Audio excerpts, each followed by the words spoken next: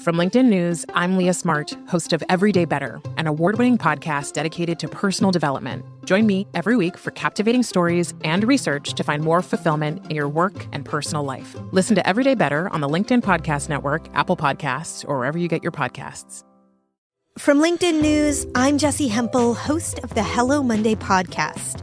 Start your week with the Hello Monday podcast. We'll navigate career pivots. We'll learn where happiness fits in. Listen to Hello Monday with me, Jessie Hempel, on the LinkedIn Podcast Network or wherever you get your podcasts. Hello, my friends, and welcome to another exciting episode of Negotiate Anything. This show is produced by the American Negotiation Institute, and with over 5 million downloads and listeners in over 180 countries, listeners just like you have made this the #1 negotiation podcast in the world. Hi, my name is Kwame Christian, and I am the founder and CEO of the American Negotiation Institute. Here at ANI, we believe that the best things in life are on the other side of difficult conversations, and we are passionate about providing you with the best content that will help you to make your difficult conversations easier, both at work and at home. Lastly, I want to remind you that we offer consulting and conduct trainings, both virtually and in person, all around the world. Our focus is in 3 main areas. First, negotiation and conflict resolution. Second, leadership. And lastly, diversity, equity, and inclusion. Check the link in the description below to learn more about how we could work with you and your team. And now, without further ado, let's jump into the interview. Nancy, thanks for joining us today. Thank you for having me. I am super excited to be here. And we are excited to have you, my friend. So how about you get us started by telling us a little bit about yourself and what you do? Sure. My name is Nancy Medoff. I am an author, a keynote speaker, and a trainer, and a little bit of coaching. Basically, after about 25 years or close to 3 decades as a sales VP and leading multiple global sales team, I decided to leave corporate America, follow my passion, which is to help women speak up and advocate for themselves when the stakes are high. So that could be a salary negotiation. It could be the unicorn job. It could be as simple as trying to not be interrupted when you're speaking. Regardless, the women who work with me gain the confidence they need to truly thrive at work. So that's what brings me here today. I love it. There's so much to explore here. And listen, guys, if you don't tune out here, okay? Because even though Nancy's approach is focused on women, the tools that we're going to talk about will be applicable to you as well. And also, it could help you to realize sometimes where gender bias might be creeping in for you. So this is good self-awareness as well. So this is an important episode for everyone. And so the 3 things we're going to cover today. First, we're going to talk about how to overcome conversation gender bias. The one we're going to focus on is being interrupted at work. Then we're going to talk about how women are hardwired to be better negotiators. And I love how you put in parentheses, I realize this will be controversial. And I love controversy. So let's talk about it. This is going to be great. And then lastly, the 3 principles of persuasive communication. And listeners, you're in for a treat, because it's been a while, but we are going to do a sparring session. So make sure you check out the next episode where Nancy shows off her skills against me in a completely unscripted negotiation where I get to be as ridiculous as I always want to be, but never get to be. So I'm excited, Nancy. I hope you are too. I'm very excited for this portion. This is great. Well, so let's go into this a little bit. I just want you to kind of set the stage because, again, Firstly, I kind of want to throw you a few softballs so you can shout out your book and your podcast, because I don't think you did a good enough job shouting those things out. But I really want to hone in on why it is that you believe that this focus for your work is so important in the professional world today. I love it. So thank you. Actually, this is my origin story, and it's why I wrote the book. I was sitting in a boardroom probably 6 or 7 years ago. There were probably about 14 people around the boardroom table. This happened to be in Boston. We were overlooking the beautiful Boston waterfront. And the room was mostly men, a few women, and there were a few people on speakerphones. So I don't know if you remember those big giant Polycom speakerphones that they had in the middle of the table. So this was before Zoom. And we were in this big meeting, and I was leading a sales team. And the person who was running the meeting asked a question about my team. And my colleague, we'll call him Ethan. My colleague Ethan answered the question. And I remember thinking to myself, "Oh, that's interesting." Like I thought that was directed at me, but okay. I mean, Ethan obviously felt that he needed to speak. That's okay. So we went on through the meeting a little more, and a second time I was asked a question about my team, that my direct reports that worked with me, and Ethan answered the question. So then I got mad. And I'm a little bit of an extrovert. I grew up the youngest of 4 children. In my house, if you didn't speak up, you were not heard. So the third time this happened, I looked around the room and I jokingly threw up my hands and said, "Oh my gosh, I'm so sorry. Am I on mute?" And this was, again, before Zoom, before anything like that. And everybody looked at me. The meeting stopped. Everyone looked at me, and the man who was leading the meeting looked around and said, "You know what, guys? She's right. We got to let her speak." And I remember so I made my point as the subject matter expert that was being asked the question in the first place. And I remember driving home that day and thinking to myself, wow, that was really bad. And I am not afraid to speak up. So think about the millions of women out there, millions, who are introverts, who are afraid to speak up, who won't raise their hand, and who will let the Ethans of the world steamroll over them. And it was on that day, that was my aha moment, that I said, you know what, I gotta do something about this. I have to be a part of the solution. And here's what's interesting.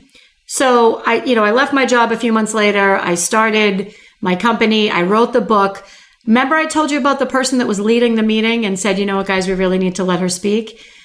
Years later, his daughter called me for a coaching session, and I was speaking with her, and she said, tell me who's Ethan? Who's Ethan in the book? And I said, I'm not going to tell you who Ethan is. And I said, but ask your dad, because your dad was in the meeting. So she went home and she talked to her father, and her father said, I remember that meeting and I remember that exact moment. And I remember thinking to myself, wow, this is not okay. So it was years later and he still remembered. And that's how this is how I knew and know that I'm on the right track. If I can help a handful of women and men speak up to be heard, then my work here is done. This is really, really helpful. And for the listeners, again, if there was a podcast that addressed this specifically, do you have any recommendations? I do, Kwame. Thank you. It's called Unmute Yourself, the podcast. So my editor and I just launched a podcast today, which covers a lot of topics in the books, a lot of topics not in the book. And it's really about women at work, women and worth. It is not, men can benefit as well from it, as well, as you mentioned. It's geared for women, but not exclusive to women. And it's really about how to speak up and stand out and be heard. I love it. Yeah. Make sure you check that out. And listeners, we will for sure have links in the description below for the book and the podcast. So check that out. And now let's dig deeply into being interrupted at work. I think we all from time to time could empathize with this and relate to this situation. It's really frustrating. But one of the things that I want to do before we get into the solutions is I really want to dissect the problem, because we can always say, hey, I hate being interrupted. And other people say, yeah, I hate being interrupted too, right? Okay, we get that. But I'm going to start off with a question that might seem a little bit too basic, but just stick with me here. When you think about being interrupted at work, what does that really mean? It means being silenced by someone else. That's what it means to me. Someone else is trying to silence me at work. There you go. Okay, right. And so that approach, that angle that you took, I think was different from what most people would think, because they would say, I am speaking, and then somebody else speaks while I am speaking. That is an interruption. But you've gone a step further, which I think is fascinating, because I am being silenced, because that has an impact not just in the very moment where I was making a statement and that was interrupted, but being silenced, that indicates that this prolongs into the future, right? Correct. And there's a lot to unpack here. So what I've realized is usually the interrupter, they may or may not be doing it on purpose. They may or may not have a bigger ego. They may or may not want to shut you down. 9 times out of 10, or most of the time, I have found that they're just excited and they have something to say. So if you go back to the case of Ethan, who interrupted me, Ethan had to make sure that he was the smartest person in the room. He was insecure. He was climbing the corporate ladder. There were a lot of very important people in the room, and he was so focused on making sure everybody thought he was smart that he tried to trample over everybody else. So it wasn't about me. And that's actually one of the tactics that I know we're going to get into in a few minutes. It's not about the person that can't speak. It's about the person who's interrupting. And the way this really became clear to me is honestly when I started talking to my husband about interrupting me. So this is not just at home. This is not just at work. It's at home too. So my husband interrupts me all the time, and he is the nicest, kindest, sweetest, most generous, best husband in the world. I love him to pieces, but he interrupts me all the time. And he's doing it because he's excited, because he wants to add to the conversation, because whatever we're talking about, he's excited and he wants to add something. So realizing that really helped me take a step back at work and say, okay, this isn't about me. Most of the time, it's not about me, it's about them.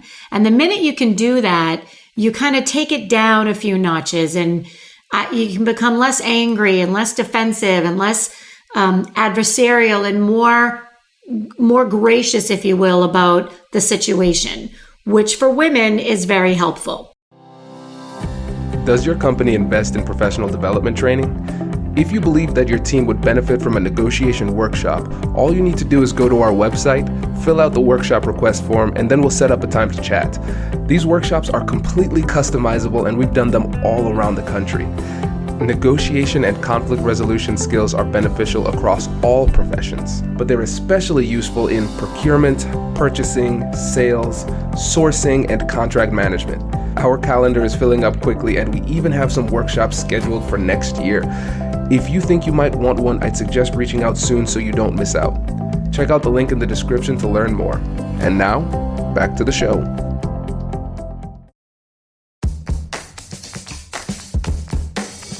Hey you, I'm Andrew Seaman. Do you want a new job? Or do you want to move forward in your career? Well, you should listen to my weekly show called Get Hired with Andrew Seaman. We talk about it all, and it's waiting for you, yes you, wherever you get your podcasts. Brace the rudders! Raise the sails! Raise the sails! Captain, an unidentified ship is approaching. Over. Roger. Wait, is that an enterprise sales solution?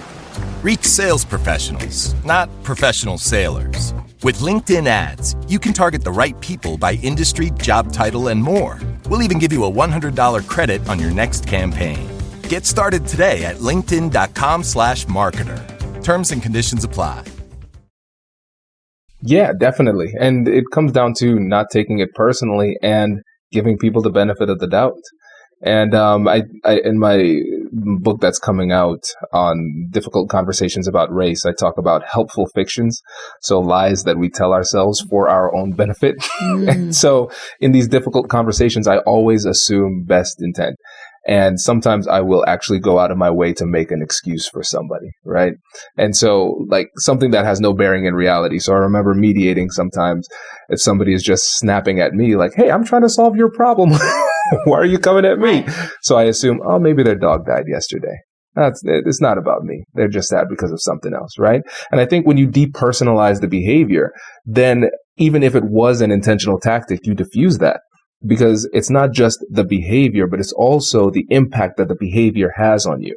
And if you are thrown off emotionally, now you're off your game and now you're performing worse. And difficult conversations are tough enough.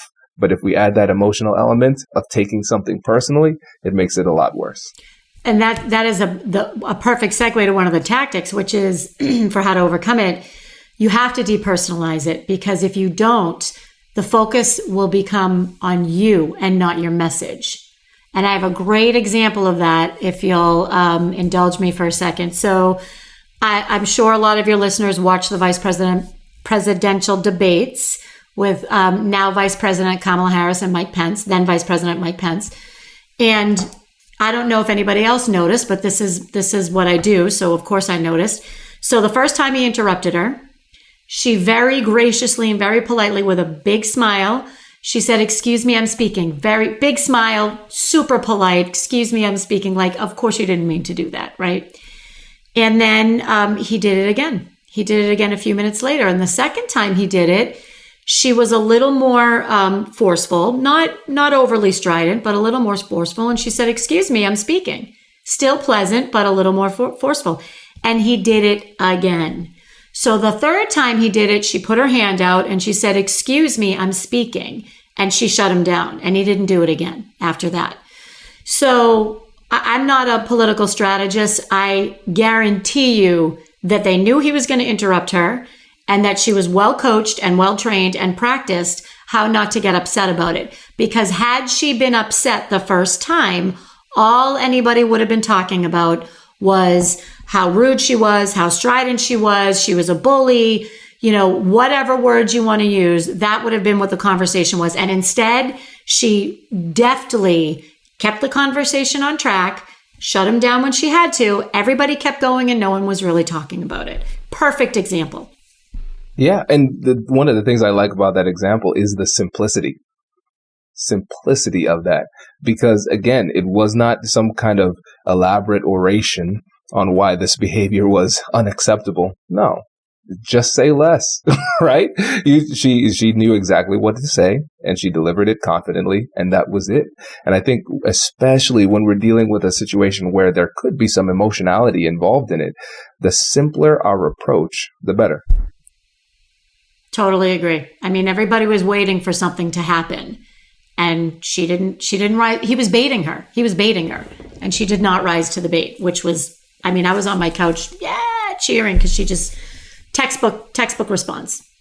Right. And I think this also demonstrates the fact that we need to be prepared for this. I think a lot of times people use hope-based strategies where they simply hope that bad things won't happen. But that's really disempowering because we're putting our success in the hands of others.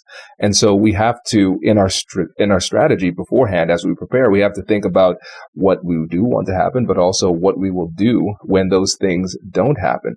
And the longtime listeners of the podcast are going to say, "Oh boy, here it comes. Kwame's going to talk about his free guides again." And of course I will.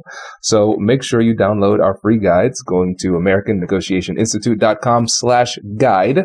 You can get access to all of our free prep guides that'll help you to prepare for your difficult conversations. And now you need to prepare for how you will handle it if you are being interrupted. And for the sake of time, to make sure that we can get to the sparring session, because I'm feeling spicy, Nancy. This is going to be a fun one. Let's talk about your second point, the one that you have dubbed as potentially controversial, how women are hardwired to be better negotiators.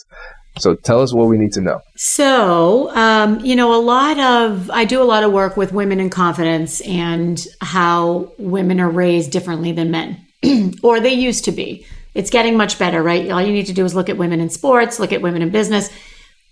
My generation is raising stronger, more confident women. There's still a very long way to go.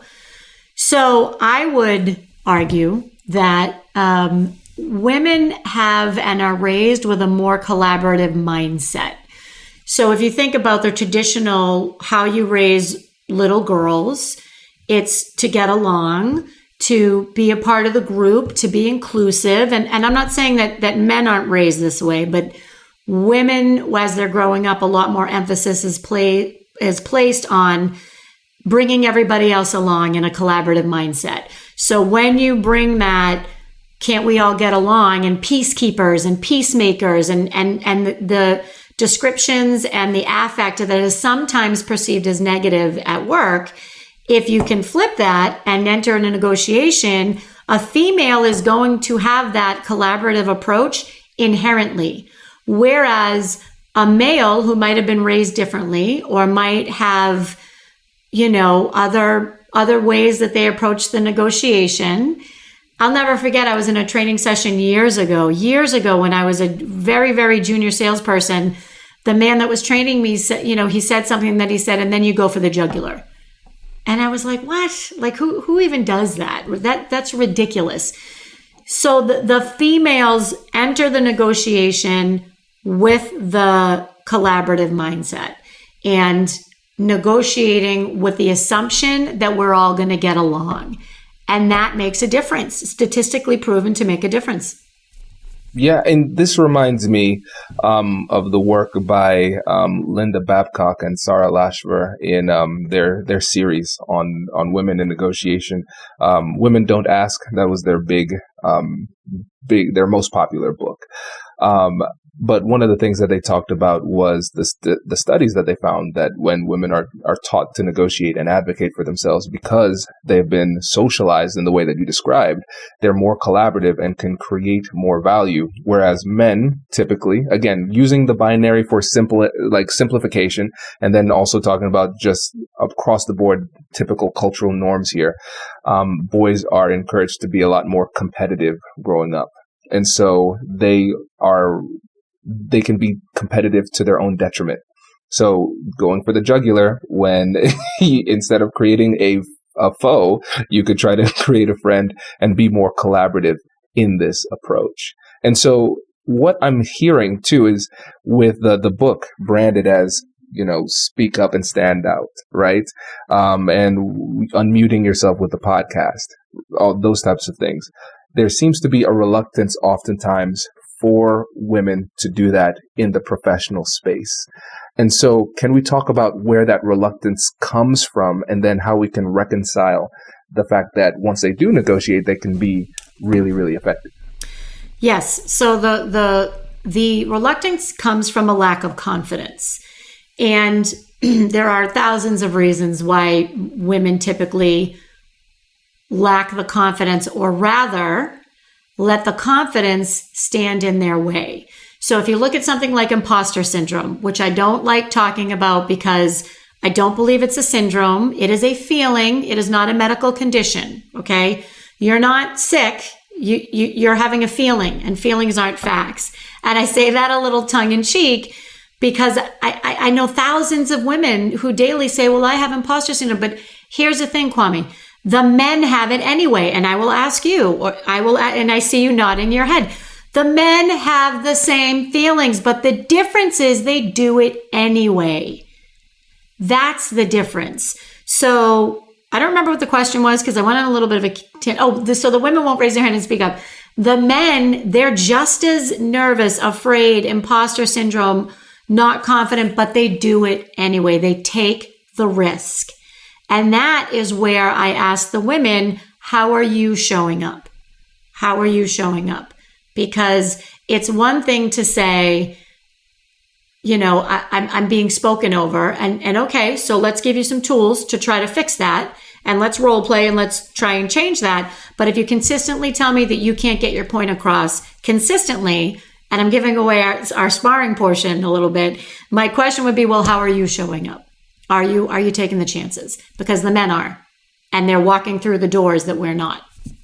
Yes. And so let me shout out another episode. We have You're More Persuasive Than You Think, or More Influential Than You Think, with Vanessa Bonds. She has a book by the same title. And she talks about how when people actually have the difficult conversations that they're avoiding, their success rate is much higher. And a part of the reason why people lack confidence and have too much fear is because they underestimate their persuasive power. And then to your point about confidence, that's one of the things I realized really that from the podcast. When I surveyed the audience early on, I found that the two terms that came up the most in what people were concerned about or needed help with, number one was confidence, and number two was conflict. So that's why I named the TED Talk in the book Finding Confidence in Conflict, because it doesn't make sense to give recipes to people who are afraid to get in the kitchen. Even if you know what to do, you're not going to do it if you're afraid. And you would probably like the book, The Confidence Code by Katty Kay and Claire Shipman. Have you read that one? Oh, it's my Bible. There you go. It was a lot of my inspiration for doing what I do. Absolutely. Love them. Okay, perfect. Yeah, so they go really deep into the psychology, the neurology and psychology that helps us to understand the gender differences between men and women when it comes to confidence in general. But of course, for us, we're focusing on difficult conversations. It made it really clear. But what we're finding is that when you actually take the shot, then you actually have a chance to win, and women are winning at a very high rate when they are having the conversations, because like you said, they are effective and they're more collaborative in their approaches too. You know, it's interesting. A friend of mine sent me a text just last week, and it was a statistic about VC, venture capital funds, and only like 1.5% or 2% of the VC money being awarded is going to women. And I sent her a note back. I said, this is interesting, but I don't want to look at it in a vacuum. I would want to know what percent of the VC applications are women. So you can't say, you know, only 6 or 10% of Fortune 500 CEOs are female, when you know for a fact that women are self-selecting themselves out of those roles in the first place because they don't have the confidence to go for it. So it's that's why it's somewhat controversial is, you know, yes, we've made progress, but we have to stop blaming the patriarchy, because I've done the legwork, and more times than not, women are getting in their own way. It would be so interesting to have like a panel discussion on this, because that was one of the things that was criticized with the work in Women Don't Ask as well, because it seemed like they were blaming the victim. But what it sounds like you're saying is the reality is the true empowerment comes from realizing that you have the power to help yourself to a certain extent. Again, the men are just as afraid. They do it anyway. Oh, yeah. Oh, let me tell you something too. With imposter syndrome, the reason I was smiling so much when you said that is that just in the last month, I've come to a conclusion that there is the biggest joke about imposter syndrome, and again, framing it like it's some kind of disease, is that this is just the normal way that people think. And what's been funny for me, Nancy, is that as I've become more successful, the imposter syndrome has gotten worse in many ways. And so for me, it's just this big cosmic joke where I think about it as like I'm driving on this journey of life, and there's just an annoying passenger that I can't get rid of. I will always hear it, but I'd have to train myself to ignore it and do it anyway. But it's great because it's always there. I get to, throw my success in its face. You told me not to take that shot, and I did it anyway. Exactly. And the imposter syndrome says, that's cool. I'm not going anywhere. Right. I'll be back. I'll be back the next time the stakes are high. I mean, that's really, yeah. I had a huge speaking engagement a month ago, and I was a wreck. And it was nothing different. I always do this keynote. It was the same thing I always do. The stakes were particularly high for me, and I was a wreck. And I had to say, okay, hang on a minute. Hold on. This is what you do. You need to practice what you preach. And I had to talk myself, to your point. I love the idea of thinking it as a passenger, and, it's not going away. It's going to be there, but you need to stay silent for now because I got to go do my thing. It's perfect. Perfect. Exactly. It can be a passenger. It will always have a seat, but its hand can never be on the wheel. That's the negotiation. Well, let's wrap this up with the 3 principles of persuasive communication. So tell us about that. I would love to. So they're in the book. This is, it's either persuasive presentations or anytime you're trying to be persuasive. Start with them, the rule of 3, and so what? So start with them, and I've heard you talk about this quite a bit, is, you go in, especially as a salesperson, you want to talk about your product, your brand, yourself. Really, you have to start with your audience or start with whoever you're negotiating with. What's important to them? So that's start with them. And then the rule of 3 is based on the adult learning principle that people remember things in 3s. So any presentation, any persuasion should be framed in 3 points. So this is particularly effective with interviews, job interviews. So as many questions as you keep being asked, think about what are the 3 things I want this interviewer to remember about me. And when you answer the question, answer it into one of those 3 buckets that are the 3 areas you want them to remember. And then the last is so what? And this is my favorite. So anytime you have a slide or a point you're trying to make, you ask yourself, so what? And you continue to ask yourself that, because you can start with them, you can be persuasive, but at the end of the day, you have to tie it back to, so what? What's the business result? What's the personal result? What's the so what for the person that you're talking to? And we used to have fun when I led a sales team. Well, it was fun for me. I don't know if it was as much fun for them, but they would do their presentations and we would all shout, so what? If they didn't make their presentation, if they didn't make their point in the presentation. So always think about the so what. I love that. That's great. Yeah, it makes a lot of sense. And I think especially having those 3 rules makes it so simple when it comes to the preparation process and how you're going to really master your message. Because a lot of times it can feel like there's a hurricane in your head, just all of these ideas swirling around. And then if it's confused and jumbled for you, it's going to be so much worse for the person on the other side of the table. And so this is a great way to get your thoughts in line so you can communicate clearly and effectively. Exactly. This is great. And I'm excited to see how you handle that in our sparring session, which is coming up next. So listeners, make sure you check out the next episode where Nancy comes back and there's going to be a sparring session. But Nancy, before you go, can you tell the listeners again about you, the podcast, the book, and how they can work with you? You bet. So all you need to do is Google Nancy Medoff. It's Medoff. I have my website, nancymedoff.com. The book is it's about a 90-minute read. It's a great beach book for anybody that wants to be more persuasive in their communication. The podcast launched today. Also some tidbits every week that we're going to be dropping on how to be more persuasive and how to advocate for yourself. And then there's me. I do one-on-one coaching when people are ready to level up and take themselves to the next level. Love it. Nancy, thank you so much for joining us. Really appreciate it. Thank you.